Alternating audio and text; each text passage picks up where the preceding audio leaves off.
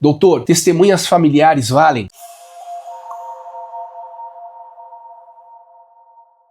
Seja bem-vinda, seja bem-vindo ao canal Lei Maria da Penha em Foco. Sou Júlio Konkowski e no vídeo de hoje vamos discutir essa questão das testemunhas nos processos de violência doméstica. Primeiro ponto, o Código de Processo Penal não estabeleceu nenhuma restrição tão acentuada. Obviamente, todas as pessoas podem ser testemunhas. Ocorre que há algumas questões em que a testemunha, em razão do seu vínculo de parentesco com as partes envolvidas, podem ter a sua credibilidade relativizada. Então, nesses casos, basicamente é o seguinte: se a testemunha ela não presta compromisso de dizer a verdade, ela é tida pelo juiz como uma informante. Então veja que nesses casos o irmão, a mãe, o pai, essas pessoas mais íntimas do foro íntimo das partes, elas podem depor, podem prestar o seu depoimento, mas nesse caso, como elas não prestam compromisso de dizer a verdade, elas serão ouvidas a título de informantes. Elas serão informantes, então o seu grau de credibilidade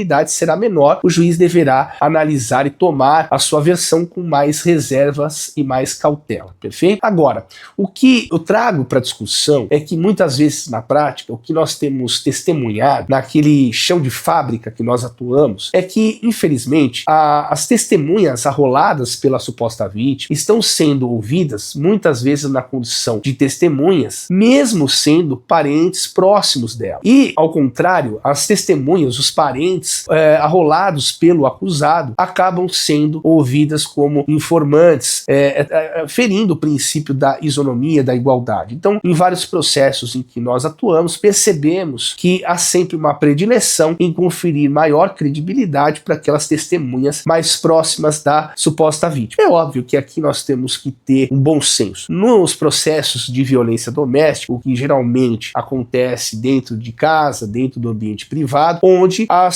quando há testemunhas, as testemunhas são parentes de um ou de outro, ou de ambos. Então nós temos que ter essa sensibilidade de entender que na Lei Maria da Penha, nos crimes que apuram violência doméstica, a testemunha ela acaba sendo pessoas da família, então são as únicas pessoas que presenciaram, então o seu relato é de suma importância. Então por essa razão devemos ter esse cuidado, mas não podemos a princípio rejeitar sempre a testemunha arrolada pelo homem acusado e taxá-la simplesmente de informante só porque ela é arrolada pelo acusado. Essa distinção, essa discriminação não pode ser aceita, não pode ser tolerada e deve ser tratada essa testemunha assim como uma testemunha arrolada pela suposta vítima. Deve ter aqui paridade de armas, princípio da isonomia e da igualdade, perfeito? Então aqui é uma dica preciosa que eu acho que chama atenção para alguns casos em que, infelizmente, a testemunha arrolada sempre pela vítima acaba tendo um olhar mais de mais crédito, né?